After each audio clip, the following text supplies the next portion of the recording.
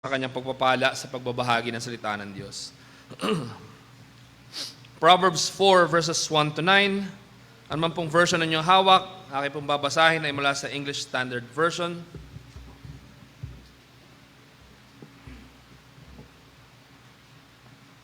Ito po ang sinasabi ng salita ng Panginoon. Proverbs 4 verses 1 to 9. Hear, O sons, a father's instruction, and be attentive that you may gain insight. For I give you good precepts. Do not forsake my teaching. When I was a son with my father, tender, the only one in the sight of my mother, he taught me and said to me, let your heart hold fast my words, keep my commandments and live. Get wisdom, get insight, do not forget, and do not turn away from the words of my mouth. Do not forsake her, and she will keep you. Love her, and she will guard you. The beginning of wisdom is this: get wisdom, and whatever you get insight. Prize her highly, and she will exalt you. She will honor you if you embrace her.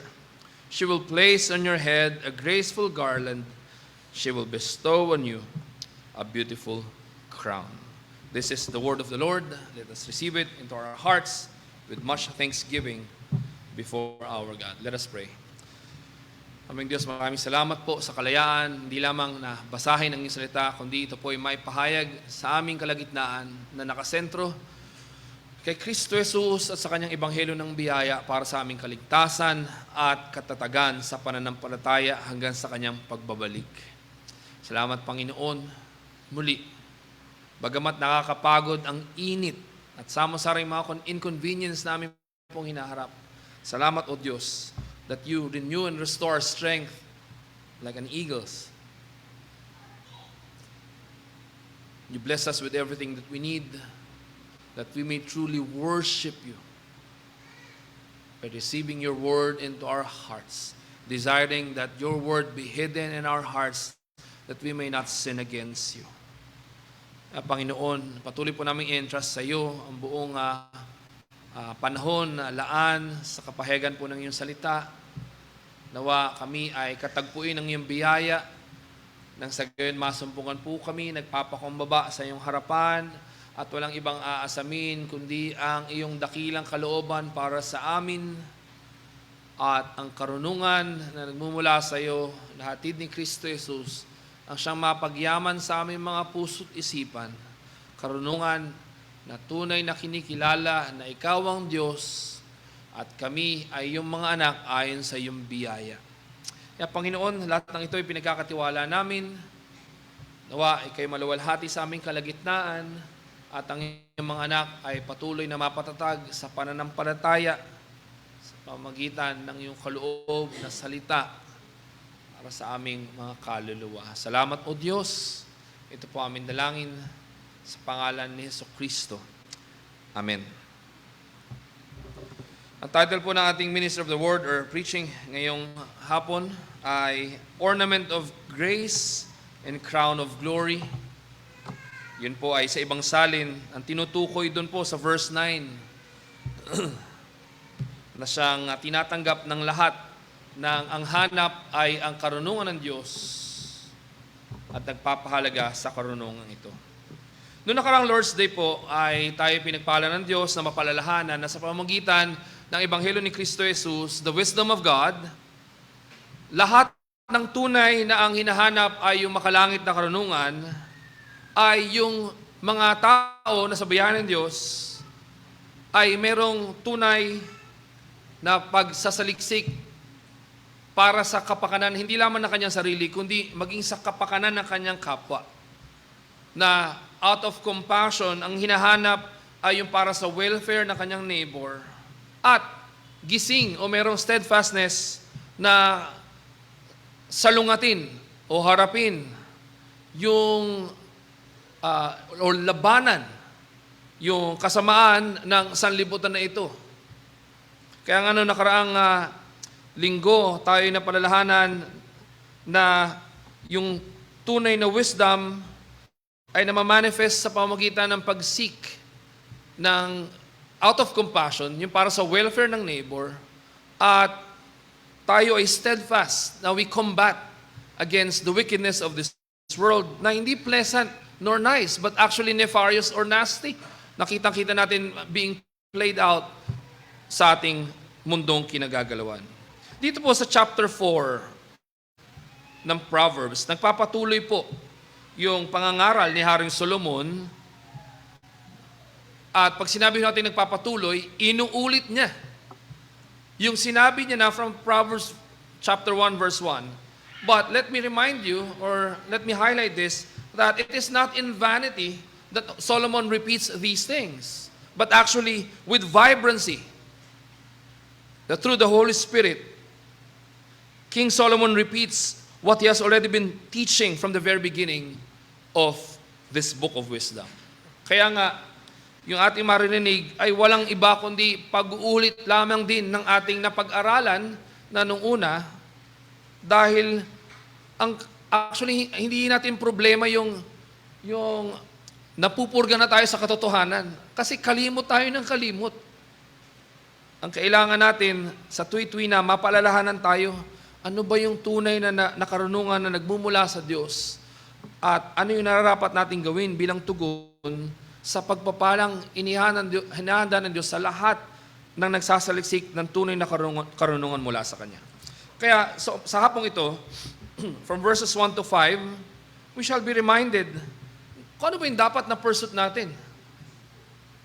For our first point in verses 1 to 5, that is the pursuit to acquire wisdom.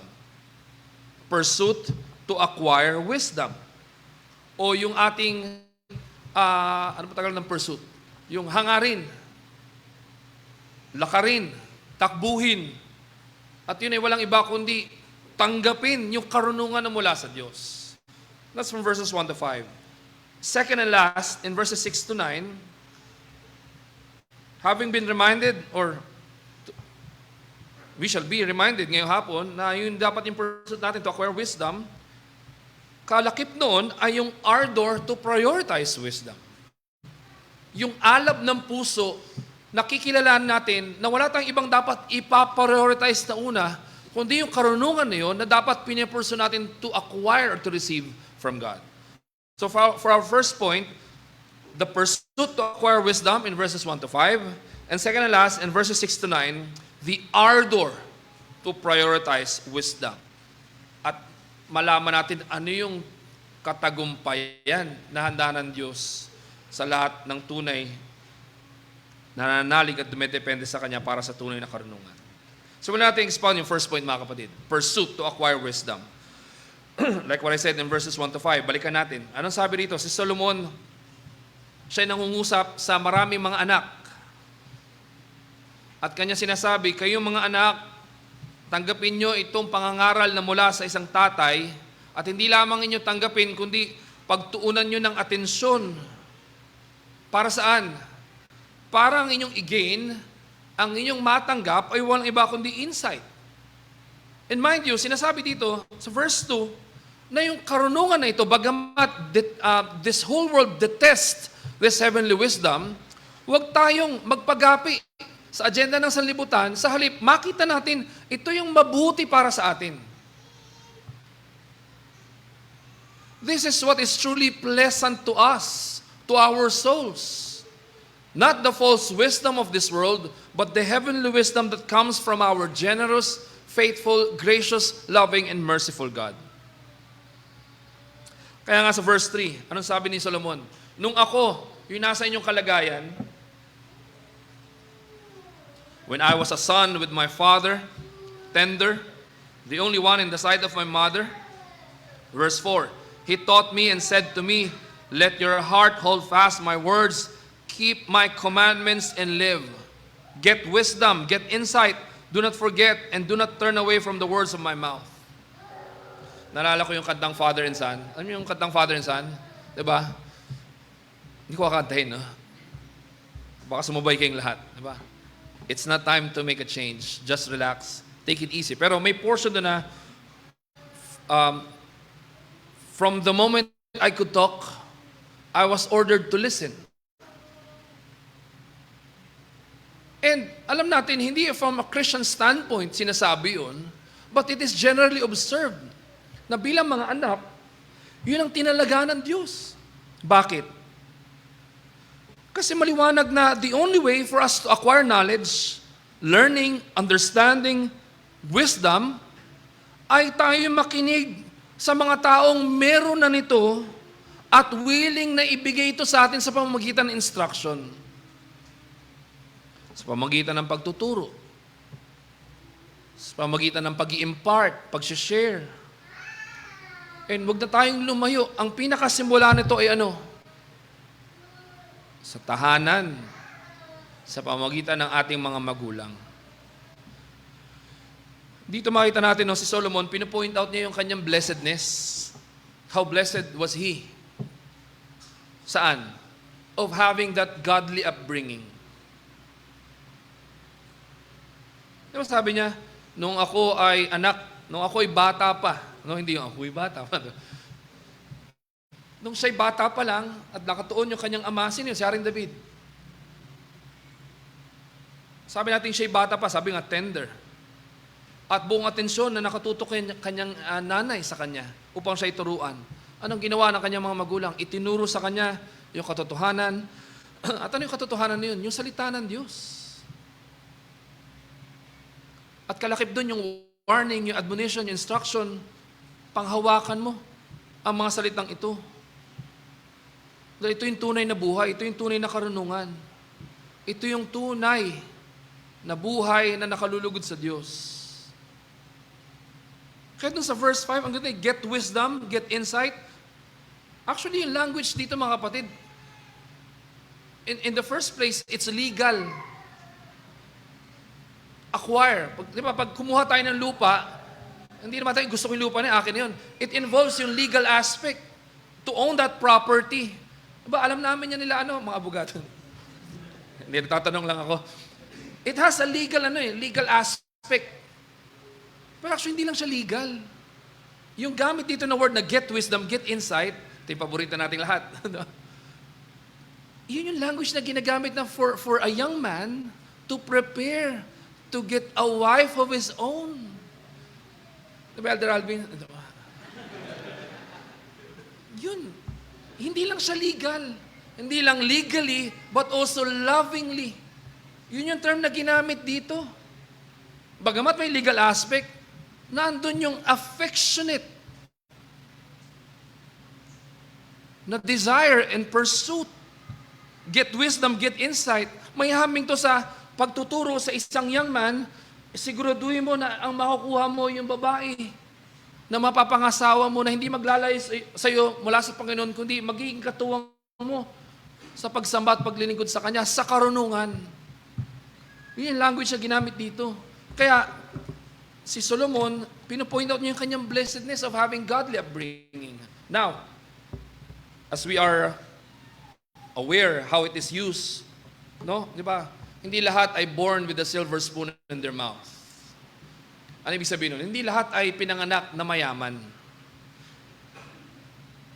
Yung expression na born with a silver spoon in his mouth, ibig sabihin nun, that kid, that boy, or that girl, or that person was born into privilege, mayaman. Hindi natin masasabi yun sa lahat. Ganon din, sa katotohanan ng makasalanan at madilim sa libutan na ito, hindi natin masasabi na lahat ay pinanganak doon sa blessing na merong godly parents from the beginning ay ni-raise ka into that godly fear. Hindi lahat. Pag tinatanong ako, anong trabaho ano bang business ng tatay mo? Sabi ko, he was a chemical engineer. Diba? Kasi mahilig siya sa chemicals. Hindi lahat tayo pinanganak na meron. Diba? Yun yung naging business ni Daddy. Doon niya inubos ang kanyang atensyon sa mga bagay na may kinalaman sa chemistry. Diba? Hindi lahat tayo makapagsasabi na may pribilehiyo na ganito.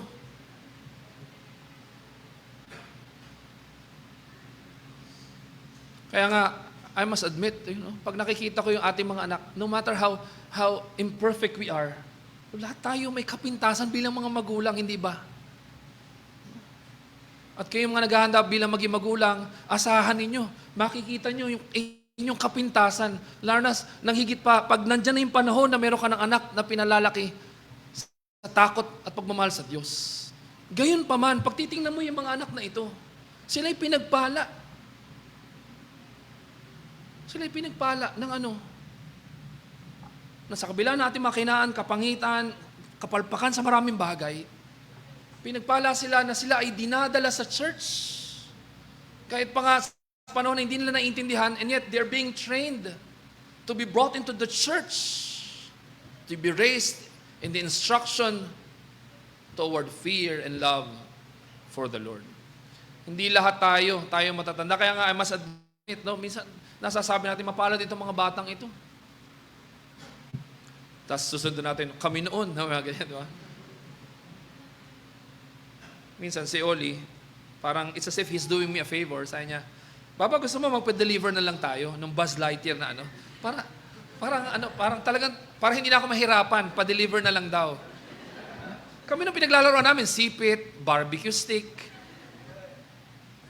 pati yung dahon ng kamuting kahoy, pinagdidiskatahan namin, ginagawa namin, ano. Yun lang yung meron eh. No? Pero alam nyo, bago natin i-point out yung privilege o blessing ng mga bata to sa mga temporal na bagay, importante makita natin, hindi dahil nagmamalaki tayo, kundi lahat ito dahil sa habag ng Diyos, biyaya niya. What a tremendous privilege na sa kabila nga na ang dami-dami nating kapalpakan eh. Wala naman sa atin di makapagsasabi na perfect yung parenting natin. Wala.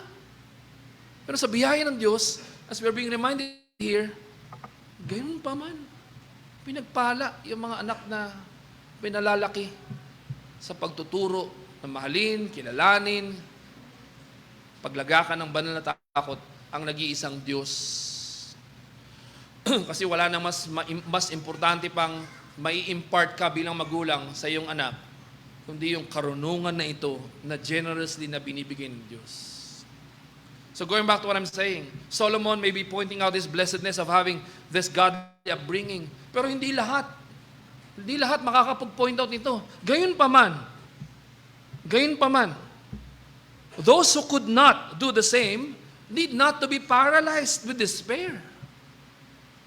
Hindi mo pwedeng sabihin, kasi hindi ako pinalaki sa ganito eh. So puputulin, magde-despair ka, paralyzed ka na with despair? Nandyan ang iyong anak. Nandyan yung maliwanag na sinasabi ng salita ng Panginoon. Anong gagawin mo? Instead, by God's grace, understanding na ito yung pinakailangan nating lahat, lalo na yung anak, yung tunay na wisdom na dapat tanggapin, ariin. Instead, be persistent in devoting yourself to the godly training of your child or your children and even of those who are entrusted to your care. Sabi ko nga, never underestimate the importance of godly parenting. Now, don't get me wrong. Again, hindi ibig sabihin perpekto. Hindi ibig sabihin perpekto tayo sa kanan, sa kaliwa, harap, likod. Perpekto natin nagagawa ang lahat ng bagay. Walang nakakagawa nun. Hindi lang yung may slip-ups tayo. Minsan, may intentional tayo nagagawa na mali. Especially when we forget what the gospel really is. Nevertheless, maliwanag ang pangusap ng salita ng Diyos. This is what we are to pursue. Acquire wisdom. And whether pinagpala ka with godly upbringing o hindi man, makita natin yun yung dapat maganap sa ating mga anak na ipinagkaloob ng Diyos sa atin.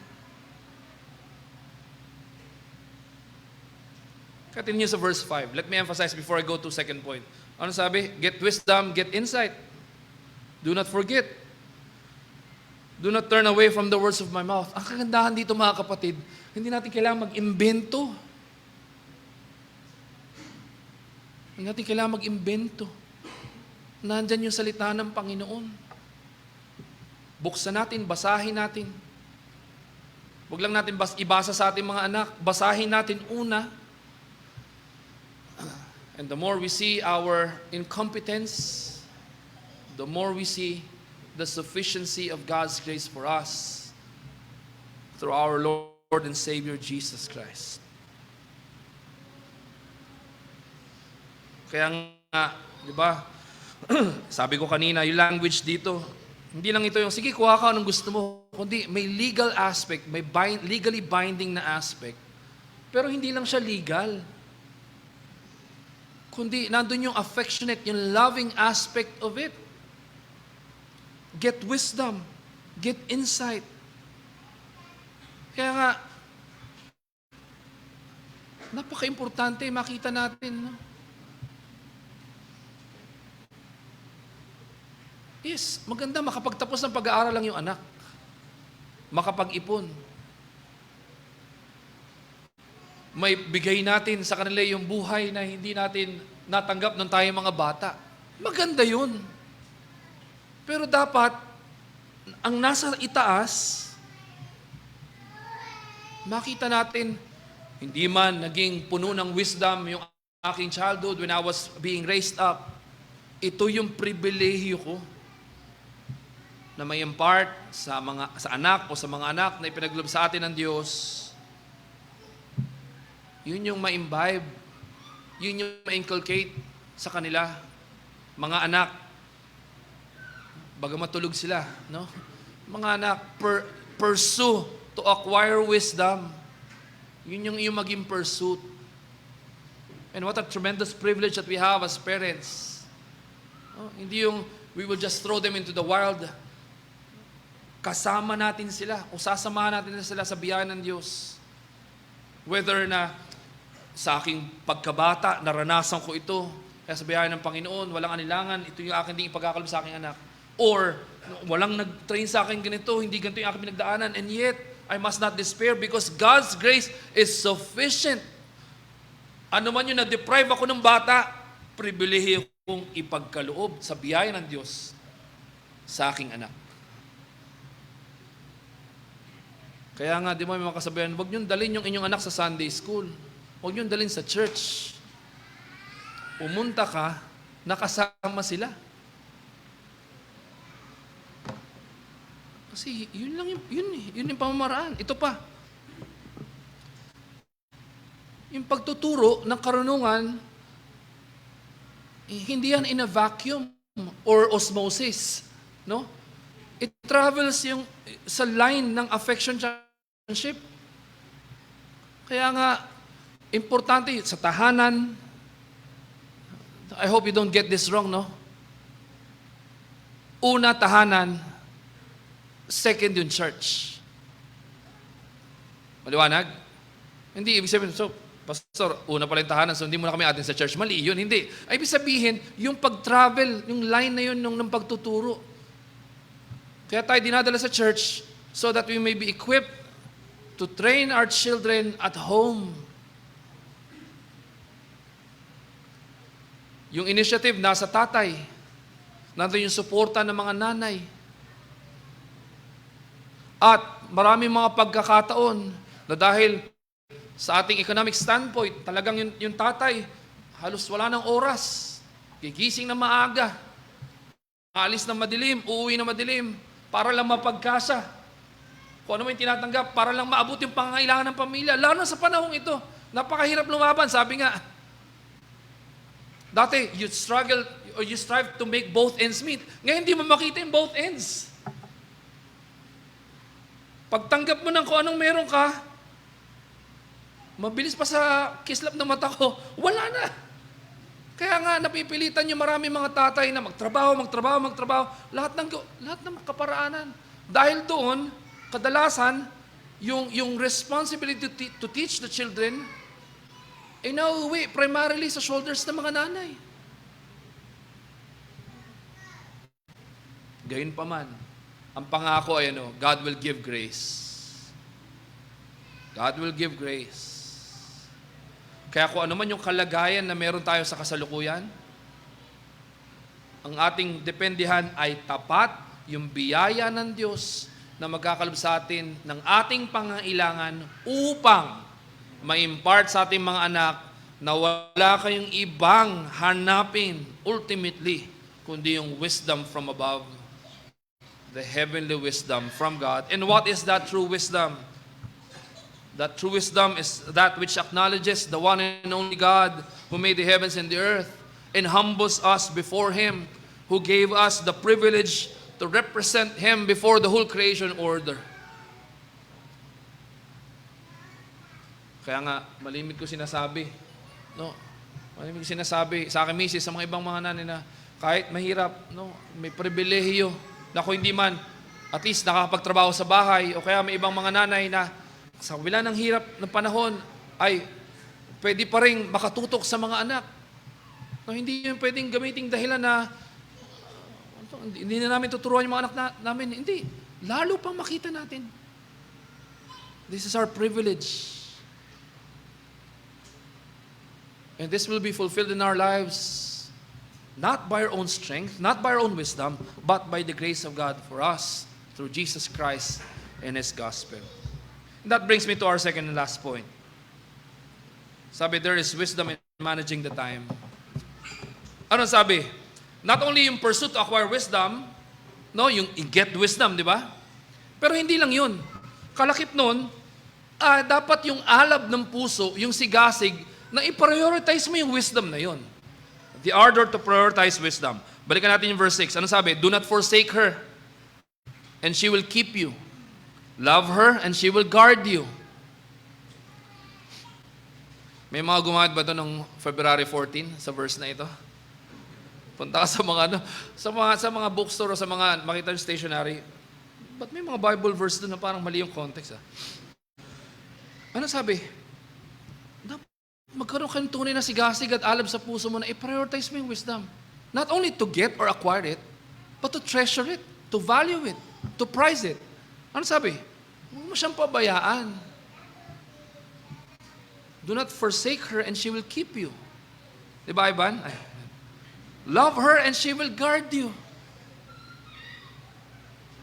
Ito yung actually yung verse 7, no, looking at Hebrew nito, mahirap din siya talaga i-translate, no? Marami mga commentators actually hindi nagkakasundo dito. Pero ano pa man, tingnan natin kung how it is translated here, and I think by God's grace, ay maiunawaan naman natin. Verse 7, ang sabi, the beginning of wisdom is this. Anong simula para magkaroon ng wisdom? Get wisdom. Hindi siya simplistic, but as simple as that. Ang simula ng pagkakaroon ng wisdom, kunin mo yun. At whatever you get insight. Pero hindi ka natatapos doon. Verse 8, prize her highly and she will exalt you. She will honor you if you embrace her. She will place on your head a graceful garland. She will bestow on you a beautiful crown. Yung language dito, mga kapatid, nabanggit ko na earlier, hindi lang siya legal, but also loving or affectionate. Actually, yung language dito, kumbaga, may overtones ng courtship.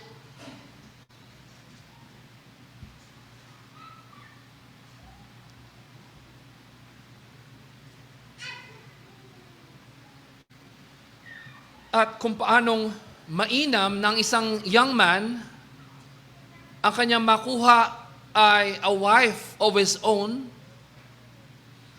And hindi yun para lang magkaroon ka ng asawa, kundi magkaroon ka ng katuwang panghabang buhay hanggang sa iyong pagtanda sa paglilingkod na may karunungan na nagmumula sa Diyos. Kaya ibig sabihin dito, once makuha mo yung wisdom, at paano ka makakuha ng wisdom? Get wisdom. Pero do not take pride in acquiring that wisdom per se. But having received that wisdom, prioritize it. Huwag mong talikuran. Pahalagahan mo. Parangalan mo. Tratuhin mong pearl of a great price. Kaya ang ganda sinabi ni Matthew Henry, ano bang wisdom to? Hindi ito yung wisdom na maging tuso, o mapanlamang sa kapwa, kundi yung wisdom na to ay yung sumasamba sa Diyos at nagtitiwala sa Kanya for our sustenance, safekeeping, at ano pa man kailangan natin on this side of eternity hanggang sa pagbabalik natin Panginoon sa Kristo. Kaya sabi ni Matthew Henry, religion should be very dear to us. Dearer than anything in this world. And if we cannot reach to be great masters of wisdom, yet let us be true lovers of it. And what grace we have let us embrace it with a sincere affection as though that admire its beauty. Parang ganito yan mga kapatid. Alam ko sa sarili ko, wala ako talagang talent sa visual arts. MS Paint na lang, wala pa rin. Ako wala talagang, nung nagsaboy ng pagpapala ang Diyos, wala akong tinanggap dyan. Nevertheless, sa biyaya naman ng Panginoon, hindi porket ikaw ay hindi marunong mag-painting, mag-drawing, hindi ibig sabihin ay hindi ka na binibigyan ng Diyos ng privilege na i-enjoy o i-appreciate it. Ano ibig sabihin nito? Sa araw-araw na ginawa ng Diyos, and we look at the righteousness and holiness of our Lord and Savior Jesus Christ, alam natin sa ating mga sarili, on this side of heaven, we will not be masters of it. Hindi ba? Meron ba dito no nakaraang linggo yung sabing, Pastor, napakaganda talaga ng performance ko pagdating sa kabutihang loob.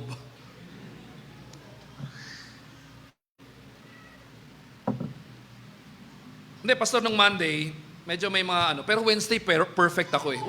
Walang ganun. Pero hindi man tayo maging masters of it on this side of heaven, hindi from afar, but having been drawn near to Christ. Hindi man natin masabi sa isang araw na we mastered it, and yet we may adore with full appreciation na ito yung tunay na kailangan natin.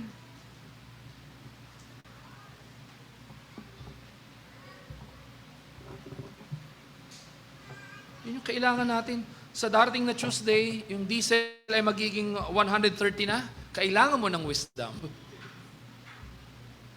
Sa konti ng mga bumabiyahe, 3 oras, 2 oras ka sa pila for public commute, kailangan mo ng wisdom. Sa pagtingin mo, ito lang ang meron ka, pero bakit hindi na mapagkasa? Kailangan mo ng wisdom.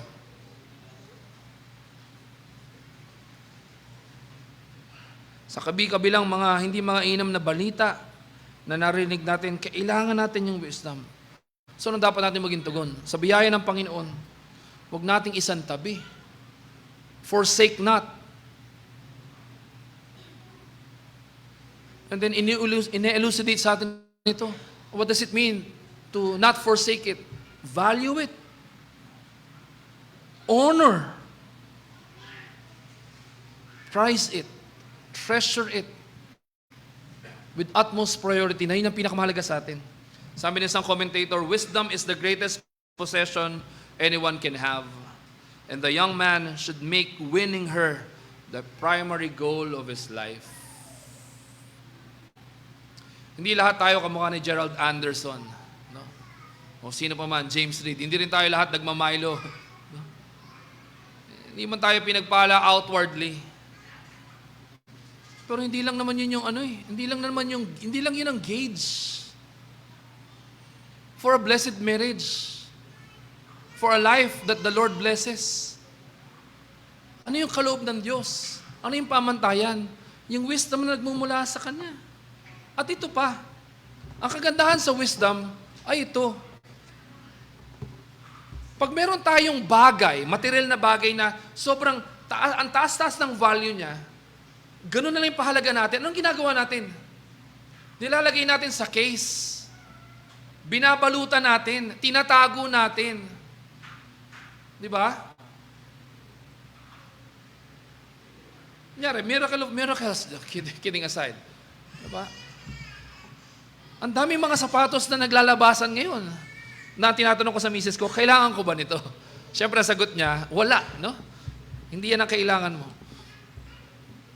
Pag mayroong bagay na sobrang pinapahalaga natin, ang taas-taas ng value, anong ginagawa natin? Dapat hindi gamitin. Bakit? Kasi pag ginagamit, nagwe-wear and tear, nababawasan yung value. Kaya kung pwedeng ilagay, no? Ilagay sa pedestal, itago sa case. Di ba? Kaya nga mga Pilipino, kahit yung gamit na box, no? Mahal na wine, di ba? Nakatago pa rin kahit wala ng laman.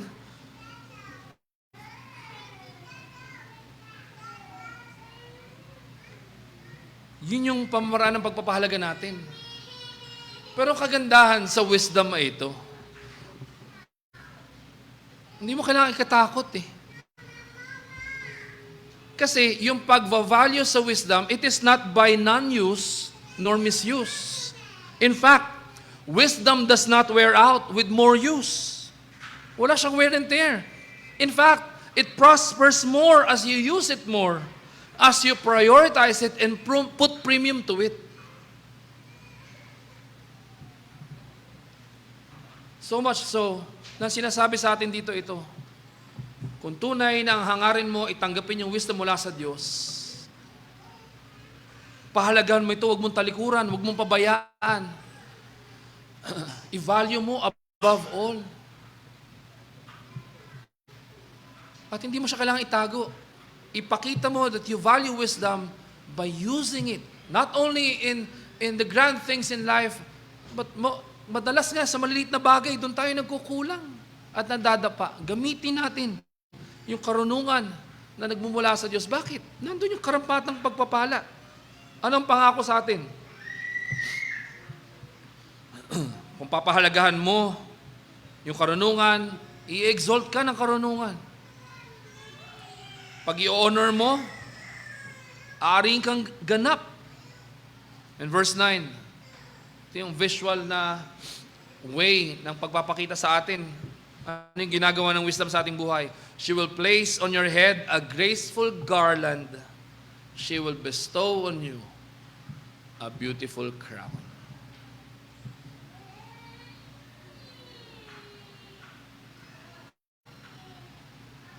Come to think of it, that wisdom that we would never deserve, that heavenly wisdom na kailanman hindi natin deserve, and yet God graciously chose to condescend to us, assuring us that He is generously providing wisdom to all who seek it from Him. And hindi natin kailangan dayan natin mga sarili. Makatitiyak tayo. No, kung sinabi ng Panginoon, kahit sa James 1 verse 5, if any of you lack wisdom, you should ask from God who generously provides or gives to those who seek for it from Him. Pero ang sabi, kung sino man lalapit sa Diyos para sa karunungan, ay hindi dapat maging double-minded. Huwag mong pagdudahan. Bibigyan ba ako ng karunungan ng Diyos? Panghawakan mo. At hindi nga lang na hindi natin ito deserving, pero binigay ng Diyos sa atin ayon sa Kanyang biyaya. Kasangkapan pa ng Diyos yung wisdom na nagmumula sa Kanya. Para saan? Para sa ating kabutihan at sa kalulatiang itinalaga niya para sa atin.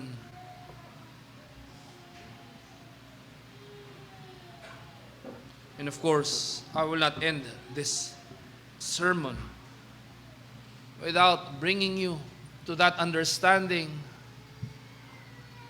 na maging ito, mga kapatid, ang katuparan nito ay walang iba kundi si Kristo Jesus, the very wisdom of God na ipinagkaloob ng Diyos para sa atin. Bakit? Take a look once again at verse 9. She will place on your head a graceful garland. She will bestow on you a beautiful crown. Yung wisdom na yan, na hindi yung para sa mga recognition tuwing March o May, hindi lang yan, kundi for us to be declared, to be vindicated as we are truly children of God. In order for us to receive on our head a graceful garland and a beautiful crown of wisdom, Christ Jesus, the very wisdom of God, received a crown of thorns to be mocked in our stead, and to die a shameful death on the cross in our place. Naunawaan niyo ba yung beautiful exchange?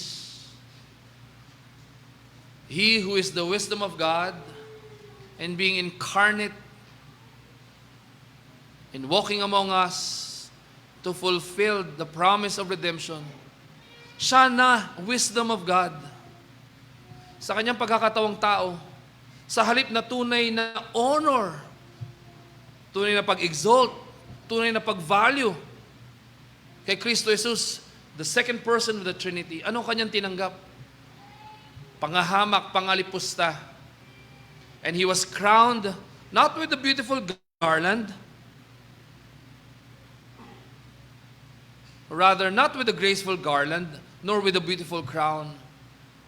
It was a crown of thorns that was pushed into our head, so that in his being mocked,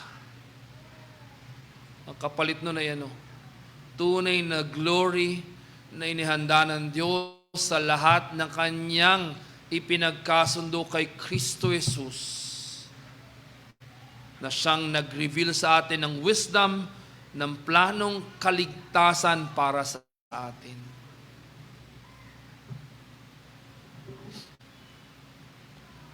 Kaya anong kapalit? Yung mga pantas sa sanlibutan, hindi naunawaan ang plano ng Diyos. Those who are wise in the world, they did not discern what God has planned for the salvation of undeserving sinners by His grace. And yet, yun ang sinasabi sa salita ng Panginoon. Yung mga taong hindi kinikilalang mga pantas, kinasangkapan ng Diyos in order to proclaim the whole counsel of God, the incarnation of the very wisdom of God, our Lord and Savior Jesus Christ, to purchase that salvation for us, so that not only in few episodes, but for eternity, we shall behold with all wisdom the glory of our Lord and Savior, who has reconciled us back to the Father. Kaya dito tayo uwi, katapos-tapusan mga kapatid. Yung karunungan nga, na hindi maarok-arok ng sanlibutan na ito, niloob ng Diyos na paggalooban tayo para maunawaan yung dakilang plano ng kaligtasan para sa atin. Lalong higit natin mapagkakatiwalaan na ipagkakalob ng Diyos yung karunungan na kailangan natin habang tayo natiling nabubuhay on this side of heaven, awaiting the return of our Lord and Savior Jesus Christ. Kailanman wag nating akusahan ng Diyos na siya ay maramot. The Lord is never stingy. Instead, He is generous in providing wisdom for you. So much so that He gave us the very wisdom of God, our Lord and Savior Jesus Christ, to suffer on our behalf. He who received crown of thorns fulfilled all that is needed so that we may receive a graceful garland and a beautiful crown on our heads, the wisdom of God's salvation for undeserving sinners like you and me. No wonder our very Apostle Paul exclaimed, "Oh, the depth and the riches of the wisdom of God." Let us pray. Lord, salamat